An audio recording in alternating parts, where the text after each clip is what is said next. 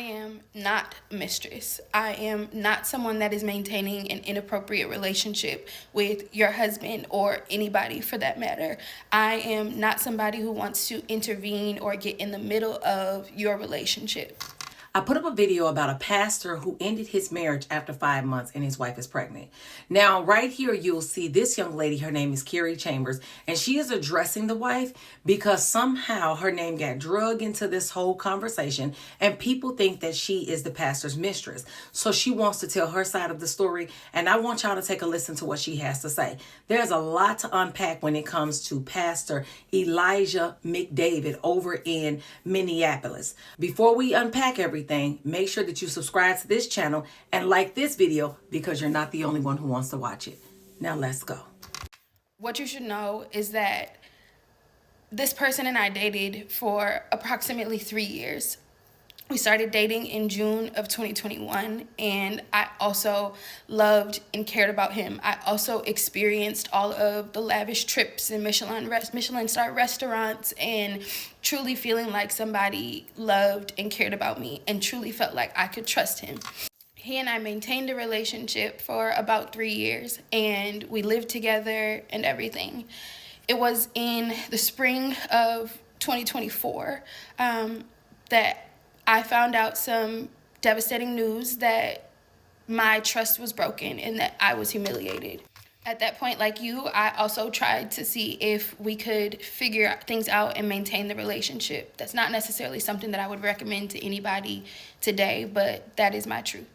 We decided ultimately in about May of 2024 that we were no longer going to attempt to work on our relationship and that we would cut things off. From that point, he and I did not maintain contact the same way that we had before. We really did take a lot of space from each other. And later on that year, he started to reach back out and ask if I wanted to go to dinner or brunch, etc., and would invite myself and my friends out. During these dinners and brunches, he would offer up that he is single, that he is by himself, that if he is going on these trips, he's going by himself, he's going on his sabbatical, and he's going by himself as a single man. To my surprise, he asked me to dinner in spring of 2025 of this year and let me know that he was planning to propose to someone. And I'll be honest and let you know that I absolutely crashed out in that moment because I felt like even though we weren't together, we had built a friendship over the last few months to where we could be honest with each other. I was frustrated because I felt like I didn't have a choice and that I didn't get an option of being able to walk away knowing that he was in a relationship with someone.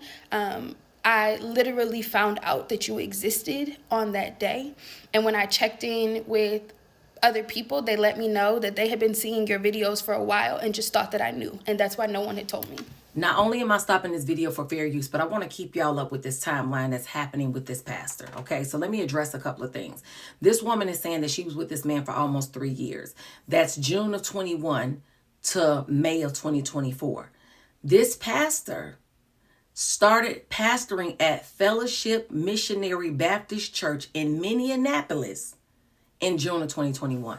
So not only is this man shacking up, sinning, fornicating, and living with a woman, but he's leading God's people.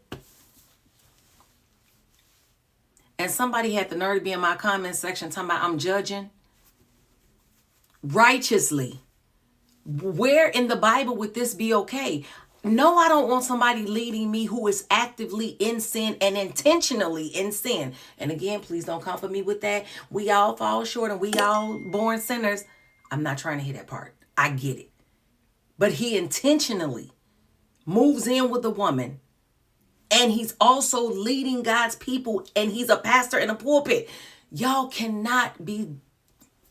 And the people in the congregation have to know that he lives with this woman. I know the woman got to be attending the church with him. I know they going to church together for 3 years. Okay, let me calm down. I talked to my mentor and he let me know that he was not about to propose, that he actually had already proposed to you before he said that to me. And I confronted him again and asked him why he had lied to me. I asked him what the reason was for not telling me that you were in a relationship this entire time. And he said to me that he didn't want to lose his best friend. I also that same day asked him if you knew about me and asked if he had talked to you about our past. And he told me he didn't think that that was necessary. I was really frustrated, and I expressed that to him that day, that I didn't think that it was fair for anybody to walk into a scenario as delicate as this one, considering the context, that anybody should walk into this not knowing what's going on, especially when there are plenty of other people in the congregation that know. From that point, I decided that I did not want to maintain even a platonic friendship relationship with him, and that my trust had been violated again at this point. And so I stopped communication with him, eventually blocked him on my phone, blocked him on social media, etc. Cari, there's an old saying that the old folks used to say, why buy the cow when you can get the milk for free?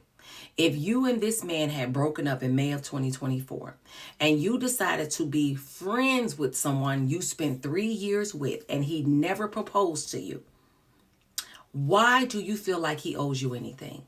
I'm not blaming her. I'm just simply speaking to her and a lot of other young women who may watch this video. And if he has already given you reason to not trust him, which you said early on, that there were some things that y'all went through in your relationship where you didn't trust him and you decided to give him another chance, which is the very same thing the wife did. Put a finger down if he announced your engagement in front of his entire congregation on Easter.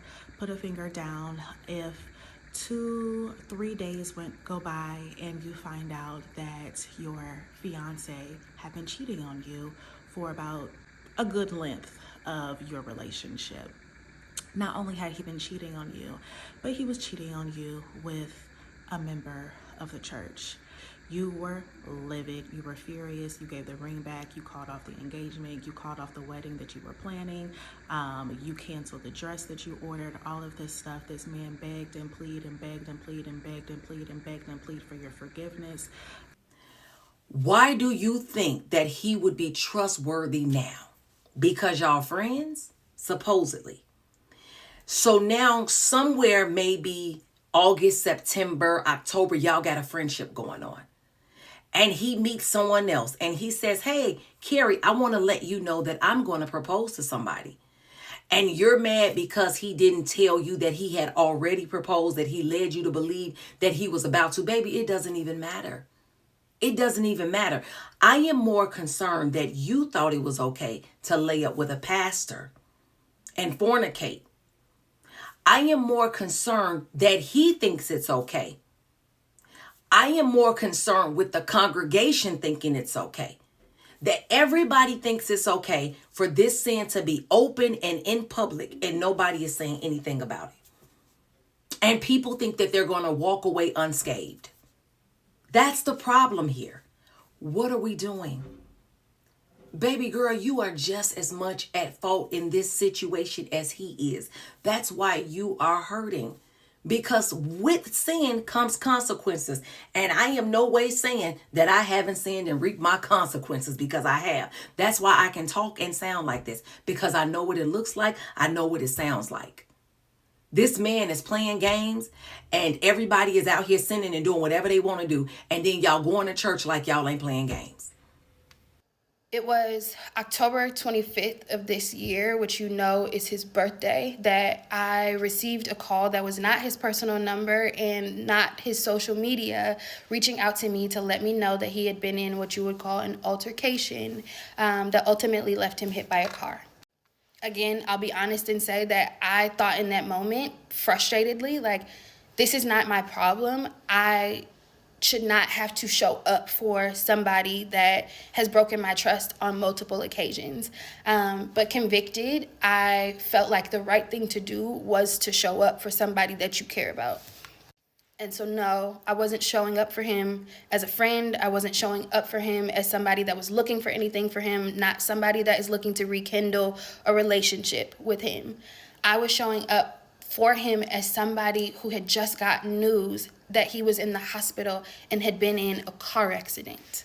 Pastor Elijah McDavid and his wife Tyler McDavid have an altercation in October of 2025. You all get into an altercation in October. You decide that you are going to go ahead and take some time apart, so you go home for a week. You go home, and that's when you actually found out that you were pregnant. You end up coming back to Minneapolis. You all are working everything out, trying to at least, and then surprise, he moved out. He got an apartment. Now, these people have just got married in August. Now they get into an altercation, and instead of him calling one of his board members, one of the deacons, somebody on the motherboard, somebody in the congregation, he decides to call his ex that he lived with for 3 years and did not marry because she his friend. See, that don't even make sense to me. But I'm going to just go ahead and keep telling y'all the story. Okay. And so now he is saying that he got hit by a car. So clearly the wife must have been driving off, and he must have been trying to grab onto the car to stop her from driving off. But then he gets up in the pulpit and tells his congregation this. I hate that a private matter became public. However, I will stand here today and boldly stand by my decision to dissolve my marriage so that I can be physically safe and mentally whole. When I saw this clip of him, my discernment told me everything I needed to know. The lady in the back over his shoulder, I believe it's his left shoulder, her discernment is telling her everything that she needs to know. It's a performance. The crocodile tears, because he was very confident when he was giving this speech. And then all of a sudden when he goes into, I want to apologize because I'm about to lose my life, so I'm going to go ahead and move through my divorce. He likes to perform and act a fool, but he also likes to do stuff and then want to act like, please don't leave me, baby, please don't leave me. I'm sure that many of us have dated somebody like that, man or woman. Doesn't matter the sex. You got people who do stuff and then want to perform, beg, and plead for you not to leave them, knowing that they are going to do it again. Now let's keep listening to what Cari Chambers has to say, because she wants to give us more information about how she is not the side chick, never was, and never will be. And I want to be clear, he and I have maintained a strictly platonic relationship since the spring of 2024.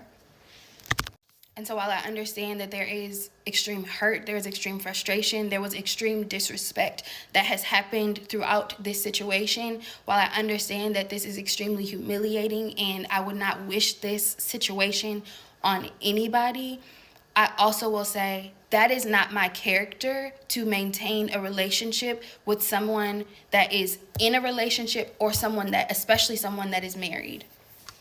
And so I truly hope that in all of this, that you all get what is owed to you, what is due to you. I pray that this is all worked out. However, I should not be the target for this anger. I truly do believe that it is misdirected. And I hope that this all gets worked out. But I am not anyone's mistress. So the problem is that Cari, like a lot of other women, fall for the sweet nothings. They still think they have a chance. Their feelings are still wrapped up in a man who no longer shares the same feelings as they do. That man knows that you have some type of allegiance to him. And so he's going to call you every time something goes down. The issue is he was married in October and you showed up to the hospital like you were going to do what? You entered into the chat when you should have ignored the text. Now that Cari has given her side of the story, the wife had this to say. I would like for all of you guys to back off of Cari. She and I did have a conversation the day after Christmas. We had a long 4-hour phone conversation. I do not agree with everything that has happened, but I do understand how she fell into the manipulation of you all's pastor. He is a very smart, well-spoken man, and he knows how to use that to his advantage. So now that you all have heard part 2 of the story, I'm going to put some scriptures below in the description. Please go look them up in full context. For the sake of the video, because I know that everybody doesn't watch the full video, I am going to put that below because I want you all to look up how a man is supposed to treat his wife. He's supposed to love his wife as Christ loved the church, not go find another woman to be with. Pastor Elijah McDavid is out of pocket. And then how does a pastor sit himself down and tell his whole congregation, I'm going to be gone for a couple of months, but I'll be back so that we can start over again? Where is his board at? They should be sitting him down and telling him how long he needs to sit down somewhere. But they didn't do nothing when he was living with the girl for 3 years. So, I mean, I don't expect much of them anyways. Who is over this church? Like, who is over the whole head? Who put him in the pulpit in the first place? I got a lot of questions. I'm sure that y'all do. So y'all can discuss them below because that's what I'm here for.